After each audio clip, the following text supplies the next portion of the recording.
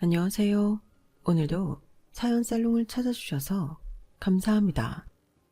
저는 경기도에 사는 30대 후반의 여성이에요.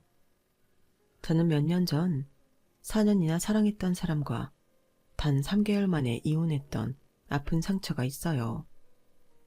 사람이 사랑에 눈이 멀면 환상만 보이고 현실을 모른다더니 제가 딱 그런 경우였죠. 이혼을 하고 아직도 남자라면 쳐다도 보고 싶지 않아요. 정말 대어도 보통 대인 게 아니어서요. 작년에 우연히 사연 살롱 채널을 알게 돼서 듣게 됐는데 저랑 같은 상황이 아니어도 너무 그분들 심정이 공감이 가더라고요. 그래서 계속 듣다 보니 지금에 이르렀고요. 이제는 제 과거도 훌훌 털어버릴 겸 해서 사연을 보내게 됐어요. 저를 만만하다고 여겨서 결혼하고 지네 집만 챙긴 이기적이고 재수없는 남자 이야기 시작할게요. 남편은 중학교 동창이었고 다시 만난 건 한 친구의 결혼식 때문이었어요. 그 친구와 저는 중학교만 같은 학교를 나왔는데도 대학을 졸업하고 사회생활을 할 때까지 꾸준히 연락이 돼서 계속 만나고 있는 친구였어요. 그렇게 인연이 오래된 친구가 결혼을 한다니 정말 축하할 일이었죠. 그 친구 결혼식 축하를 위해 중학교 동창들이 몇몇 모이게 됐는데 거기에 남편이 있었어요. 사실 제가 중학생 때 남편을 좀 좋아했어요.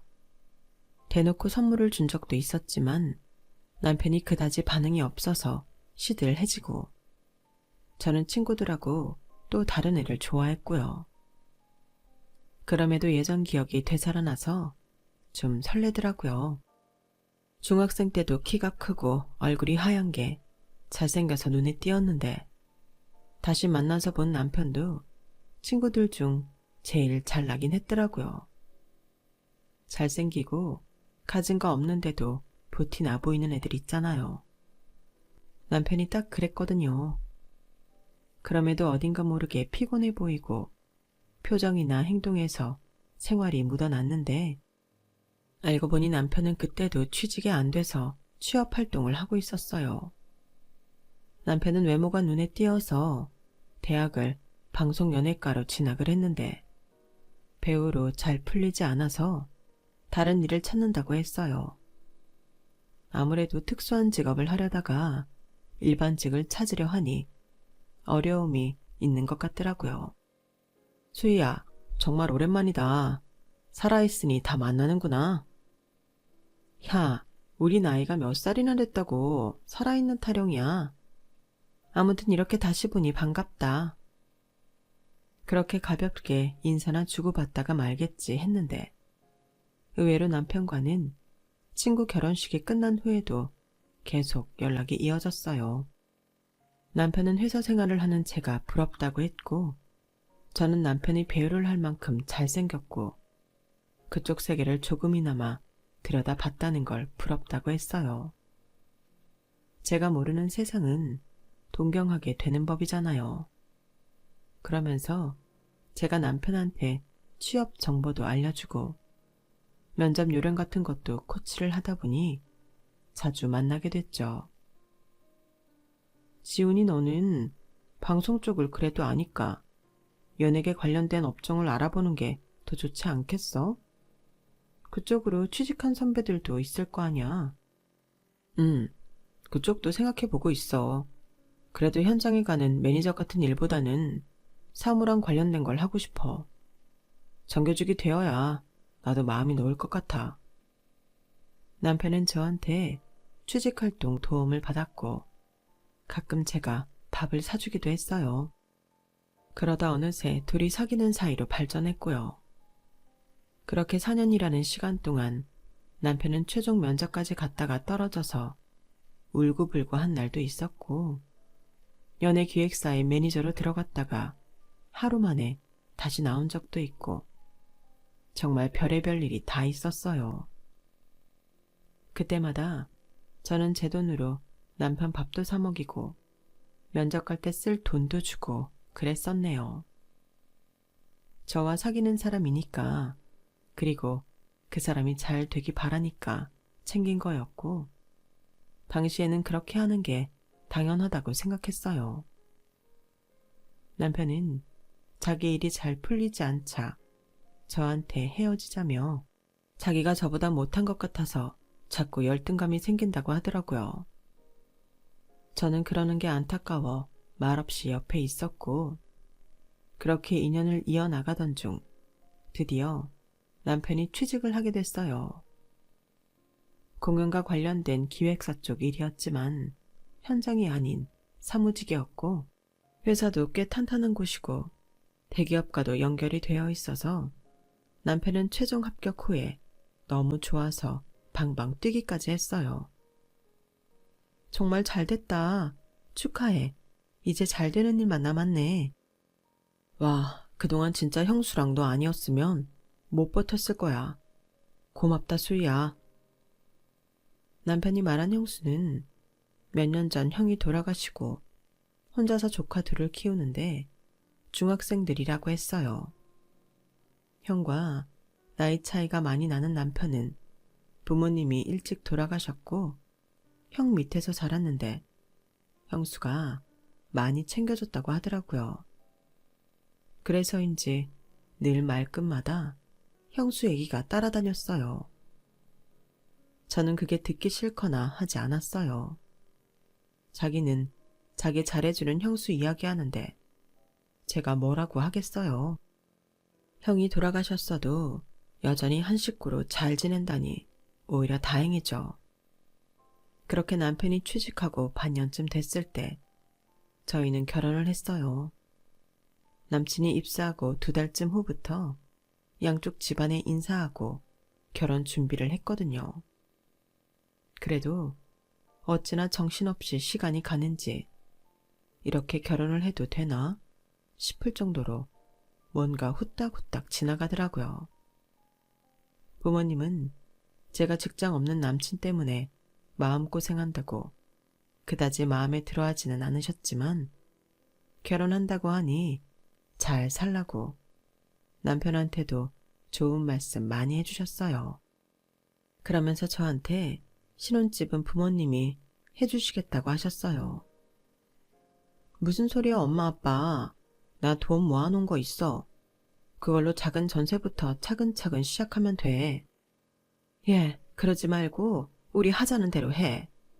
요즘 집 마련하기가 좀 어렵니? 너네 그래서 언제 돈 모을 건데? 아이도 생길 텐데. 그러면 니들 돈 쓸 일만 있다고. 엄마 말이 맞다. 아빠랑 엄마, 수희 너 결혼하면 집 사주자고 너 대학 들어갈 때부터 준비한 게 있어. 그러니 결혼 선물로 받아. 이건 네 오빠도 결혼할 때 받은 거니까 부담 갖지 말고. 그래야 우리가 발 뻗고 잠을 잔다고. 엄마 아빠 마음 너무 매정하게 뿌리치지 마라. 그렇게 부모님은 마음에 들지 않는 사윗감이어도 저희의 미래를 위해서 경기도에 아파트까지 마련해 주셨어요. 남편이 30대에도 제대로 자리를 잡지 못하고 있는 게 많이 걱정이 되신 것도 있고, 저 고생하지 말라고 마음 써주시는 게 너무 감사했죠. 오빠랑 똑같이 해주었다고 하지만 오빠한테는 집을 살 때 얼마 정도 보태주시기만 한 걸 알고 있어서 속으로 참 미안하고 감사했어요. 하지만 결혼하고 보니 남편은 정말 형수한테 많이 의지를 하더라고요. 이제는 저랑 결혼을 했음에도 뭐든 형수한테 물어보려고 했어요. 그런 형수는 저를 싫어하는 티를 많이 냈고요. 저희 부모님도 남편 마음에 안 드는 거 당사자 앞에서는 티 안 내는데 남편 형수는 정말 노골적이었어요. 솔직히 우리 도련님 진짜 잘생기고 괜찮잖아. 수희씨, 이제 동서라고 해야지? 아무튼 동서보다 더 괜찮은 여자 만날 수도 있는데 취직하기 전까지 많이 챙겨줬다고 결혼까지 가는 걸 보니 우리 도련님 의리 하나는 끝내준다 했어. 아니, 요즘 세상에 누가 자기 챙겨줬다고 결혼까지 해? 그런 시대 아니잖아. 그러니까 동서가 우리 도련님한테 계속 힘이 되어줘야 돼. 알겠어? 친정 부모님은 평범한 직장 다니다 은퇴하셨다며? 우리 도련님한테 숟가락 얹고 그런 일은 안 생기겠지? 그럴 일 없어요. 형님, 저희 부모님 노후 준비는 잘해두셔서 저희 도와주시면 도와주시지 손 벌리지 않으세요. 도와줄지 않을지는 두고 봐야지 뭐. 라며 말꼬리를 흘리는데 진짜 한마디 하고 싶더라고요. 아니, 당장 들어가서 살 신혼집도 저희 부모님이 해주신 거고 남편 돈 없다고 해서 웬만한 혼수도 제가 했는데 말이죠. 그런데도 제가 뭐가 그렇게 못마땅한지 항상 만나면 아래 위로 훑으며 인상을 찌푸리더라고요. 저희 부부는 결혼하고 바로 아파트에 들어간 게 아니라 베란다 확장 공사가 늦어져서 잠깐 제가 살던 투룸 오피스텔에서 생활해야 했어요. 공사는 2~3달 정도 더 걸린다고 했거든요. 제가 오피스텔 주인하고 신뢰관계를 잘 쌓아서인지 주인은 제가 나가면 자기 딸 들어와서 살 거라고 했는데 제 사정을 듣더니 그럼 3달 더 있으라고 돈도 더 안 받고 연장해 주었어요.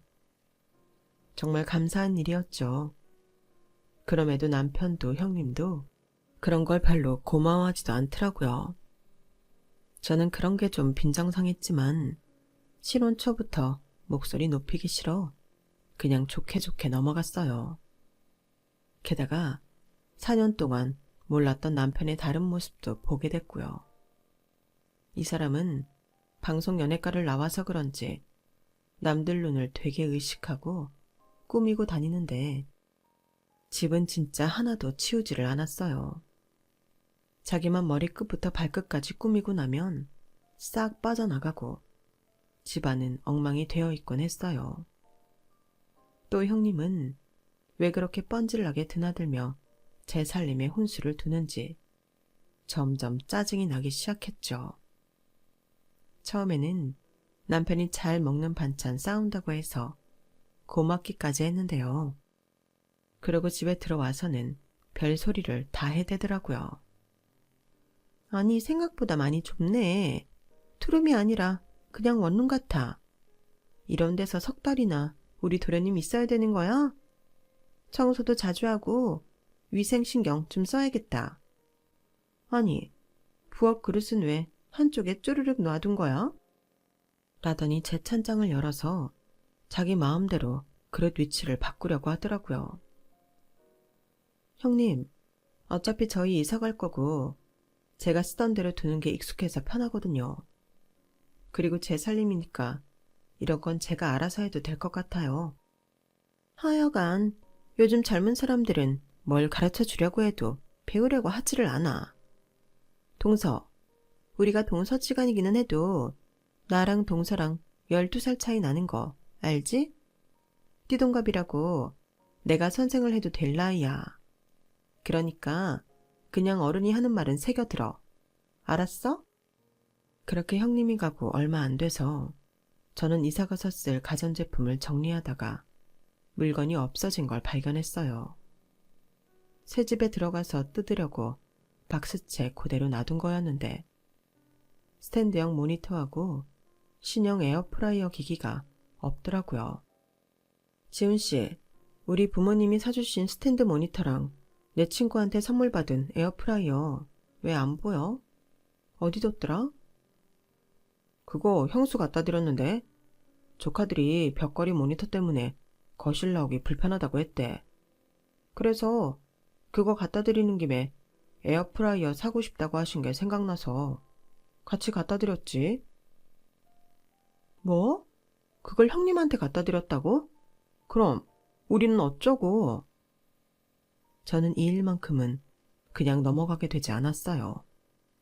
하지만 남편은 오히려 저를 이상하다는 듯 쳐다보더라고요. 뭐 어때? 우리는 벽걸이 모니터 쓰면 되고 에어프라이어도 필요하면 나중에 사면 되잖아. 당장 필요하다는데 우리보다 더 잘 쓰지 않겠어? 지금 그걸 말이라고 해? 스탠드 모니터, 우리 혼수에 돈 들어가는 거 줄여주느라 엄마 아빠가 사주신 거잖아. 그리고 에어프라이어, 그것도 내 친구가 사준 건데 어떻게 나한테 말 한마디 안 하고 형님한테 갖다 줘?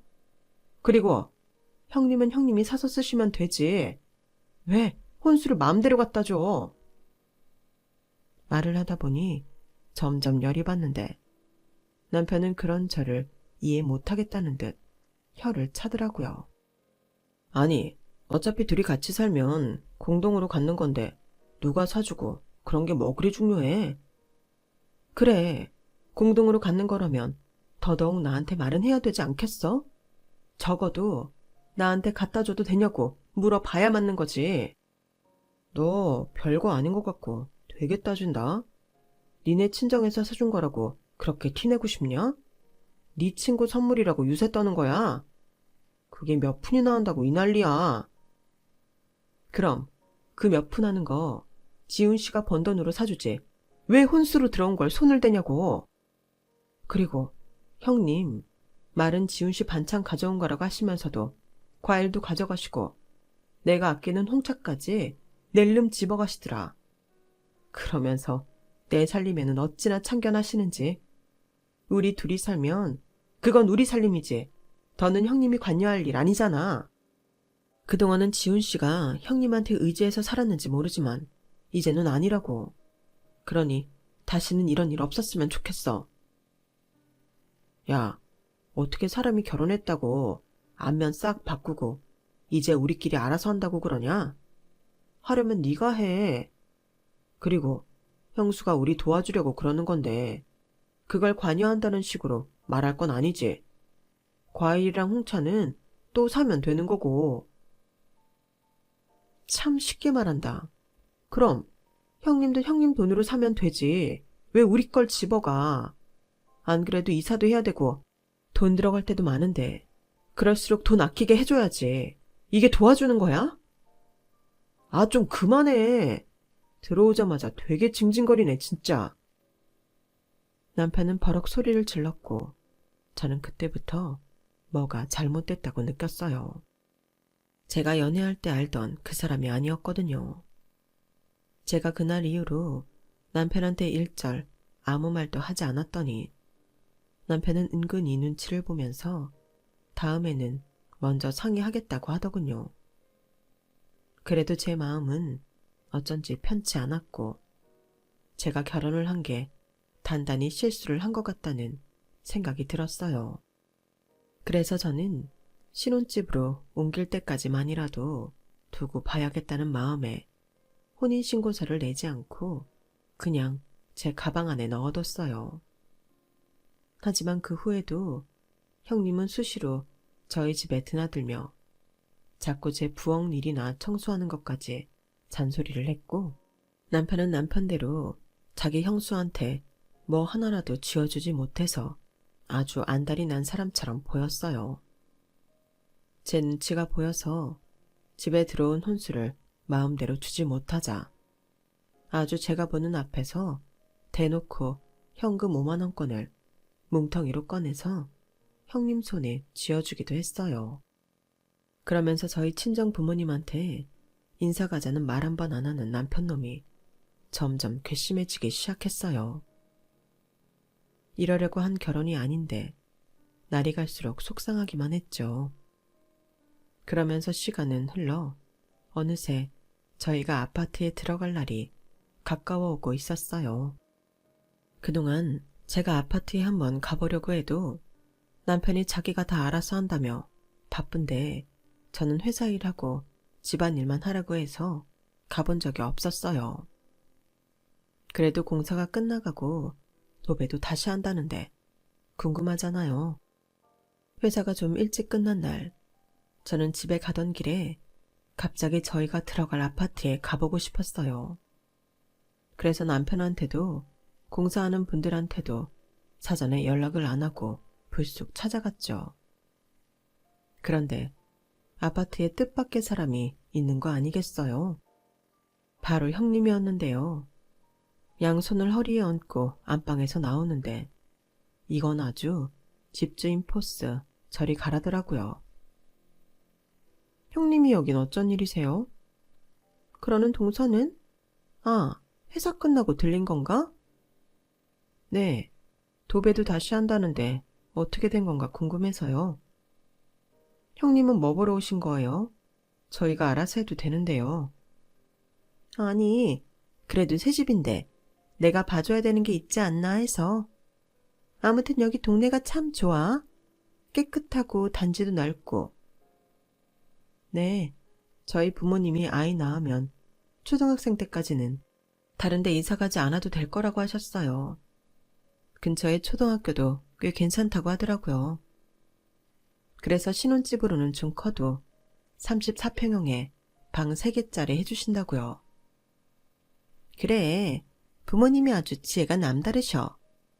여기서 중학교, 고등학교도 버스로 얼마 멀지 않고 애들 다니기 괜찮은 학원도 있거든. 애들 교육하기에는 아주 좋은 동네야. 라면서 자기가 뿌듯해하는데 뭐가 좀 이상하긴 하더라고요. 워낙 자기 시동생한테 관심이 많으니까 저러나 보다 했지만요. 공사 마무리며 도배 다 끝나려면 한 보름 남은 것 같아요. 저희가 알아서 할 테니까 너무 신경 쓰지 마세요. 그래도 새 집인데 어떻게 신경을 안 써? 뭐 동서가 알아서 잘하긴 하겠지만 말이야.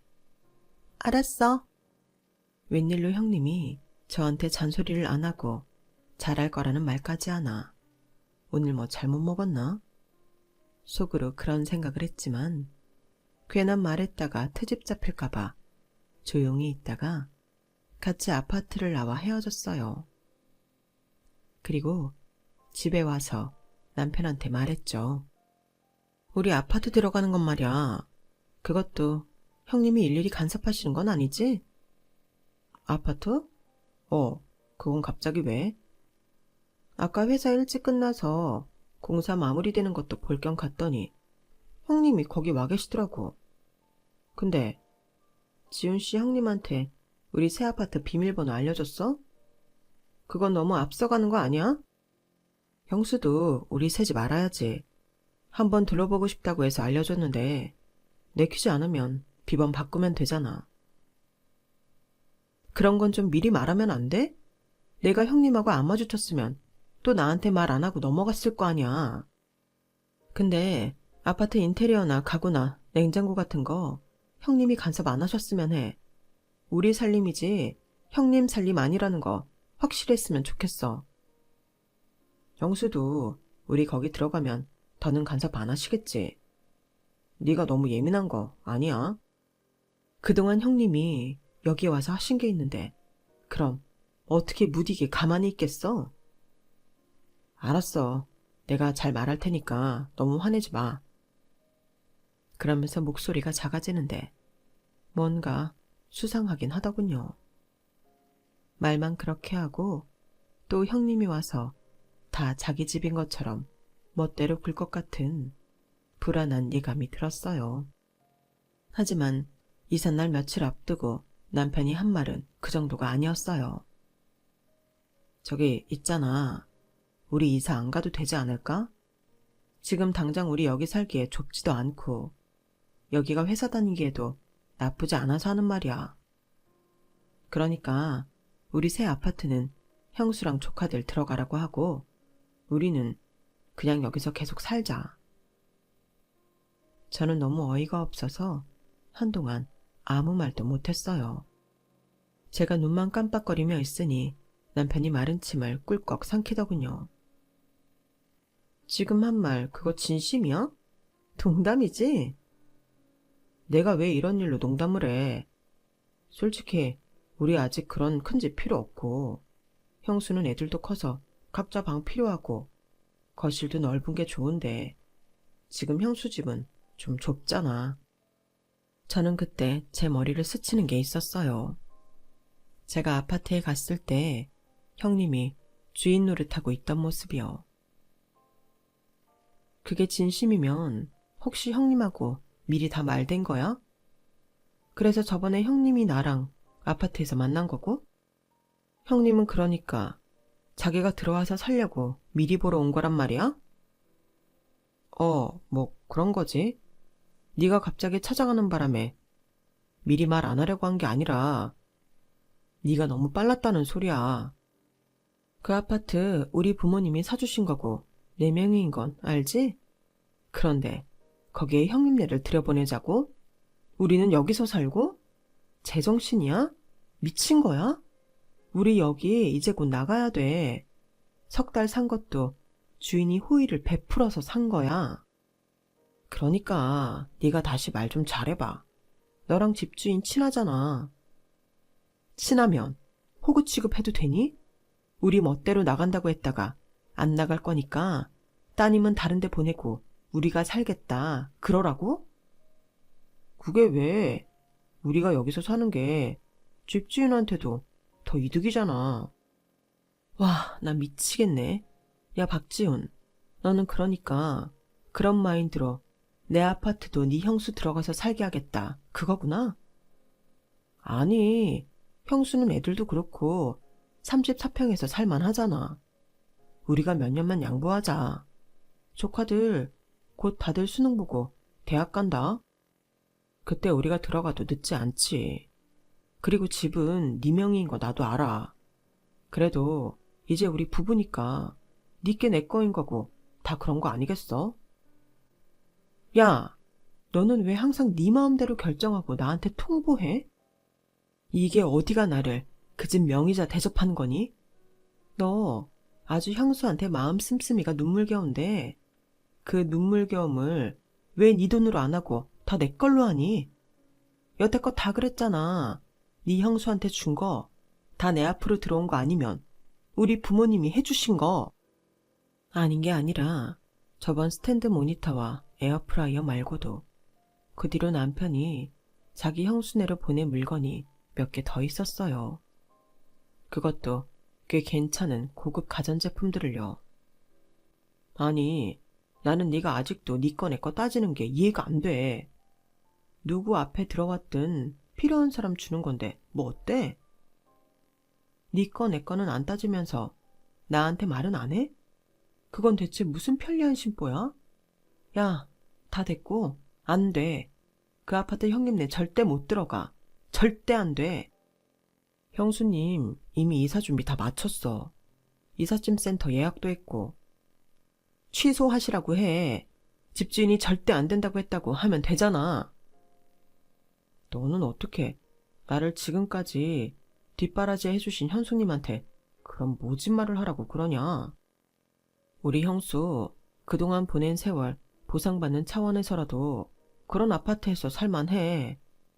너무 그러지 마. 야, 우리 부모님은 어디 돈이 썩어나서 니네 형수 거기서 살라고 나한테 아파트 해준 줄 아니? 우리 부모님 정성은 뭘로 보는 거야?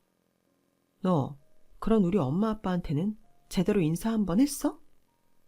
알았어. 내가 이번 주 가서 인사드릴게. 그러면 됐지? 그냥 진행하는 거다. 어차피 벽지도 그렇고 베란다도 형수 취향에 맞췄어. 그러니까 그냥 형수님 들어가시게 하자. 야, 박지훈. 너 이러려고 나한테는 아파트 신경 쓰지 말고 내일 하고 여기 집만 신경 쓰라고 했던 거구나. 너 그때부터 네 형수 아파트에 살게 할 생각이었구나. 말하기가 좀 그렇지. 어느 정도 일이 진척되고 나야 말하기도 좋지 않겠어? 그럼 우리 얼른 집 알아봐야겠다. 일단 이따 집에 오다가 부동산부터 들릴까? 저는 이렇게 일방적으로 자기 형수만 생각하고 있는 남편 때문에 어이가 없었어요. 제 이야기는 아예 흘려버리고 지 형수 아파트에서 살게 하려고 저희 다른 전세 알아볼 생각만 하고 있는 거잖아요. 근데 수희야, 우리 꼭 큰 집 아니어도 되잖아? 적당히 지금 우리 있는 돈에 맞춰서 월세도 나쁘지 않을 것 같은데. 너 나 속 뒤집으려고 작정했지? 이러려고 나랑 결혼했어? 당장 네 형수한테 안 된다고 해. 취소됐다고 해. 아니면 나 가만 안 있어. 너도 좀 적당히 해라. 나이 많은 형수 좋은 데에서 살게 하면 안 되냐? 그냥 좀 넘어가라고. 넘어갈 걸 넘어가라고 해야지. 그렇게 네가 네 형수 좋은 데에 살게 하고 싶으면 네 돈으로 해. 네가 아파트 사라고. 그걸 내가 어떻게 사냐? 이제 겨우 사회생활 시작했는데. 그렇게 남편은 자기 형수를 제 아파트로 보내겠다고 버텼고, 저도 경고하니까 제 말 들으라고 했어요. 하지만 이 인간은 그런 말까지 지 형수한테 전했는지 그날 오후에 회사로 전화가 왔더라고요. 동서, 내가 도련님한테 들었는데 우리 이사 가는 거 반대한다며? 아니, 도련님이 기껏 마음 써서 우리 들어가게 해주겠다는데 거기에 동서가 왜 고춧가루를 뿌리고 그래? 결혼했으면 남편 말을 들어야지. 그 집이 동서명이라고 그거 가지고 되게 유세했던 모양이던데 사람 그런 거 아니야. 누가 봐도 앞으로 더 잘 될 사람은 우리 도련님이지. 막말로 동서 애 낳고 집에 들어앉아봐. 경단녀 다시 취직하기 쉬운 줄 알아? 복직해도 회사에서 예전 같지 않을걸? 그러니까 앞으로 동서 먹고 살게 해줄 도련님 말 들으라고. 나 우리 애들하고 거기서 몇 년 살면서 애들 편하게 학원도 보내고 나도 괜찮은 마트에서 장도 쉽게 보고 그러자. 형님, 그런 거 요즘 다 온라인 주문하잖아요. 애들 학원 그렇게 보내고 싶으시면 온라인 1:1 가외하세요. 정말 싸가지 없다 싶었는데 말하는 게 아주 수준 나오네. 어떻게 그렇게밖에 말을 못해? 내가 그 집 살 수준이지. 아직 동서는 그 집 살 수준 안 된다고. 아무튼 저는 분명히 말씀드렸어요. 제 아파트에 못 들어갑니다. 제가 분명히 한 말, 이거 녹음도 되고 있으니까요. 나중에 딴 말하지 마세요. 동서나 정신 차려. 어디 남편이 정한 일에 여자가 나서서 이래라 저래라야. 그게 결혼한 여자의 자세야? 아니, 지금이 조선시대예요? 구한 말이에요? 말이 되는 소리를 하세요. 형님이 그 아파트에서 살고 싶으니까 지금 억지 부리는 거 아니에요? 그래, 나 거기 마음에 들어서 살고 싶다고 했다. 왜? 그게 뭐? 라며 악을 쓰길래 저는 그냥 전화를 끊어버렸어요. 그리고 이 인간이 어떻게 나오느냐에 따라 저도 제 앞길을 다시 계획해야겠다 마음먹고 집에 갔죠. 이미 둘이 연락을 주고받았는지 남편은 저를 보자마자 화를 내더군요. 야, 너 어떻게 형수한테 말을 그렇게 할 수 있어? 형수는 자존심도 없는 줄 알아? 어떻게 아랫사람이 윗사람한테 말을 그렇게 함부로 해? 네가 암만 그래봤자 이미 결정난 일이야. 웃기시네. 야, 너 우리 혼인신고 안 한 거 모르냐? 나 아직 그거 주민센터에 안 가져갔거든? 그러자 잠시 당황하던 남편은 이내 다시 목소리를 높였어요. 그래서 뭐? 너 나랑 헤어지겠다 뭐 그러는 거냐? 야, 웃기지 마. 결혼하고 석 달 만에 이혼? 무슨 사랑과 전쟁이냐? 너 그럴 배포도 없잖아. 네가 제일 싫어하는 게 구설수에 오르는 거고 그저 평범하게 살고 싶은 게 다인 애가 그런 일을 벌인다고? 앞으로 내 인생을 위해서라면 안 하던 것도 해야지. 네가 그렇게 겁준다고 내가 눈이나 꼼짝할 것 같아? 야, 솔직히 형수가 너랑 결혼하는 거 반대 많이 했어. 그런데도 내가 너랑 결혼한 건 네가 나 하자는 대로 다 따라올 게 보여서였어. 나 취준생일 때 네가 나한테 해주는 거 보고 알았지. 아, 얘는 그냥 내가 돈 쓰면 쓰는 대로 가만히 있겠구나. 잘났어도 튀고 피곤한 애들보다는 얘가 낫겠구나 한 거라고. 그런데 사람이 어디 그렇게 쉽게 변하니? 네가 암만 말로 그렇게 나한테 겁줘봐라. 난 널 알거든. 그러니까 너만 피곤하게 그러지 말고 하자는 대로 해라. 아, 그러니까 너는 나를 완전히 호구로 봤구나. 평생 편하게 살려고 나랑 결혼한 거였어. 내가 바보 맞네. 너 같은 걸 사랑이라고 믿고 결혼까지 한 게 바보 맞아. 그날 이후 남편과 저는 눈도 마주치지 않고 말도 하지 않았어요. 완전 냉정 상태가 계속됐죠. 대신 문자로 한 번 더 기회를 줄 테니 형수 아파트 들어가는 거 취소하라고 했지만 남편은 오히려 저를 조롱하는 문자만 보냈어요. 김수희 씨, 너무 애쓰지 말라고. 네가 이런다고 이미 결정 난 거 안 바뀌니까 얼른 이사 갈지 말아봐. 내일은 부동산 갈 거니까 안 오면 나도 가만히 안 있는다. 그 이사는 너 혼자 가라고 내가 분명히 말했다. 그렇게 저희는 팽팽히 맞섰고 결국 형님네가 이사하는 날이 됐어요. 하지만 저는 전날 미리 가서 사람들을 불러 형님이 미리 넣어놓은 가구도 다 밖으로 빼놓고 제가 그 아파트로 이사를 해버렸어요. 형님은 비번을 아무리 눌러도 안 되니까 저한테 전화를 하고 남편한테 전화를 하고 난리더라고요. 그러다가 제가 안에 있다는 걸 알고 소리를 지르더군요. 동서, 일하지 말고 이성적으로 해결해. 어서 나오라고. 그러자 경비원 둘이 저희 집 앞에 와서 형님한테 시끄러우니 나가달라고 했어요. 지금 여기 주인한테 신고가 들어왔어요. 좋은 말로 할 때 나가주세요. 안 그러면 저희 경찰 부릅니다. 아니, 여기가 내가 이사 올 집인데 어디 나보고 가라고 해요. 억지 좀 부리지 마세요. 어제 여기 주인 이사 들어왔어요. 저희가 얼굴 보고 다 확인도 했고요. 여기 주민 아닌 사람이 들어와서 이러면 안 돼요. 얼른 나가주세요. 그렇게 형님은 소리를 지르며 억지로 끌려나갔어요. 그럼에도 어떻게든 아파트에 들어와 보겠다고 주차장에다가 짐을 내려놓고 해가 질 때까지 있다가 결국 어쩔 수 없이 다시 이삿짐 센터를 불러서 짐을 옮겨 자기 집으로 가야 했어요.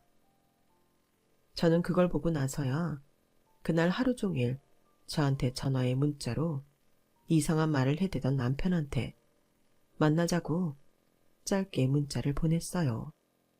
그리고 그 인간을 카페에서 보자마자 이혼 서류를 내밀었죠. 우리 혼인신고 안 해서 어차피 둘 다 1억 안 남을 거야. 그런데 일단 사실혼 관계라서 정리는 필요하거든. 너 그동안 나한테 타간 돈 다 내놔. 야, 너 진짜 이렇게 치사하게 나올래? 그래, 네 소원대로 형수 아파트 못 들어갔으면 됐지. 이딴 식으로 할 거냐고. 나 너랑 안 산다고. 귓구멍 막혔으면 뚫고 잘 들어. 네가 3달 동안 어떤 놈인지 나한테 너무 잘 보여줬고 저번에 나랑 살면 편할 것 같다고 했던 말도 나 다 녹음해놨어. 네가 아파트 네 형수 살게 해준다고 할 때부터 나 너랑 한 말 전부 다 녹음해놨다고. 이게 과연 누구한테 유리할 것 같아? 어떻게 부부 사이에 네 거 내 거를 따져. 당연히 따져. 너 지금 여기서도 물어봐. 이게 말이 되는지. 내가 카페 직원한테 물어보고 올까? 내가 해봐? 그러자 남편은 아무 말도 못하더라고요. 너 왜 이제 와서 아무 말도 못해? 네 말이 맞다면 경비 아저씨들이 왜 경찰 부른다고 했겠어? 법적으로도 네 형수가 내 집에 들어올 권리가 없기 때문이야. 그 어떤 계약서 한 장도 없으니 네 형수가 내 집에 오는 건 무단 침입이라고. 너도 그 정도는 알 거 아니야. 수희야, 이건 부부 사이 문제고 가족 일인데. 가족 같은 소리 하네. 어떤 가족이 맨날 한 사람은 소외돼서 둘이 꾸민 일에 일방적으로 당하고 사니? 그게 가족이야? 넌 나한테 가족이 아니야. 넌 기생충이라고. 제가 소리를 버럭 지르자 남편은 주변 눈치를 살피더니 아무 말도 하지 못했어요. 그 후 남편은 자기가 쓴 돈을 정말 전부 줘야 되냐며 용돈으로 줬던 건 안 받으면 안 되냐고 비굴한 소리를 하더군요. 그래서 저는 절대 안 된다고 다 돌려받겠다고 했어요. 자기가 이길 수 없다는 걸 알았는지 남편은 이제 제가 의리 없고 나쁜 년이라고 동창들한테 소문을 냈더라고요. 그렇게라도 해서 저를 어떻게든 나쁜 사람 만들고 싶었나 봐요. 하지만 저와 계속 연락을 했던 친구가 제 사정을 알고 있었고, 중학생 동창들은 남편보다 그 친구와 더 친했기 때문에 남편이 하는 말을 듣는 애들은 아무도 없었다고 해요. 물론 그중 몇 명은 딴 생각을 했을 수도 있지만, 기본적으로 친정에서 제 앞으로 해준 아파트에 자기 형수를 들어가서 살게 하겠다는 기상천외한 발상은 다들 말도 안 된다고 고개를 저었다고 하네요. 아무튼 그렇게 저와 남편의 관계는 끝이 났고, 법원에서도 최종적으로 제 손을 들어줘서 남편은 저한테 위자료와 그동안 가져갔던 돈을 다 갚아야 했어요. 그러자 남편 형수가 더 길길이 뛰며 난리더라고요. 그거 봐요, 도련님. 내가 저 여자 만나지 말라고 했잖아. 인상이 안 좋다고. 도련님 제대로 뒷바라지 못할 것 같다고. 얼마나 그랬어? 결국은 이런 꼴을 보고만 해. 아, 저 독한 게 우리 도련님 신세를 망쳤어. 그때 저만 치서 그 얘기를 들은 엄마가 성큼성큼 다가오더니 형님한테 싸대기를 한 대 갈겨버렸어요. 형님은 저희 엄마가 없는 줄 알고 발악을 하다가 뺨을 얻어맞고는 놀라서 아무 말도 못했죠. 이 미친 것들이 뚫린 입이라고 끝까지 함부로 말을 해? 야, 우리야말로 네 시동생하고 우리 딸 결혼 안 시키려고 했어. 그래도 결혼한다니 고생하지 말라고 해준 아파트에 뭐? 우리 딸이 수준이 안 맞아? 네가 수준이 맞아? 야, 그럼 네 돈으로 벌어서 네가 사서 들어가. 수준에 맞게. 헛타대고 남의 집 귀한 딸한테 못된 짓이야. 그제야 형님은 조용해졌고, 뒤에서 그걸 보고 있던 남편은 뒷걸음질을 치며 우리 부모님한테 안 걸리려고 쌩하니 도망을 가버렸어요. 정말 끝까지 치사하고 비열한 모습만 남긴 최악의 인간이죠. 결국 남편은 저한테 위자료를 물어주고 그동안 가져간 돈도 갚아야 해서 대출을 받았고, 그걸 갚느라 회사 근처에 원룸을 얻었는데 그것마저도 비싸서 얼마 못 입고 나와서 회사랑 한참 먼 곳에 원룸 빌라를 얻었다고 해요. 남편 형수도 우리 아파트로 이사 온다고 신이 나서 전세 뺀 걸로 가구니 뭐니 사느라 돈을 다 써버려서 돈을 다시 마련해서 더 작은 집으로 이사 가야 했고요. 그렇다고 해도 저는 불쌍하다는 생각이 요만큼도 들지 않았어요. 저한테 한 짓이 있는데 제가 뭐가 불쌍하겠어요. 그걸 보면 지 팔자 지가 꼰다는 말이 괜히 나온 게 아니다 싶더라고요. 저는 그 후 아직까지 부모님이 해주신 아파트에 혼자 살면서 싱글 라이프를 즐기고 있어요. 남자 안 만나면 어떤가요? 아직은 누구도 만나고 싶지 않아서. 이런 말을 하지만 나중에는 또 어떻게 될지 모르죠. 좋은 사람을 만날지도요. 그때는 정말 사람 좋은 사람을 만났으면 합니다. 제 사연 들어주셔서 감사합니다. 매일매일 어제보다 행복한 오늘이시길 바랍니다. 여러분, 사연 댓글에 응원과 현명한 조언 부탁드려요. 좋아요와 구독은 저에게 큰 힘이 됩니다. 오늘도 좋은 일 가득하세요.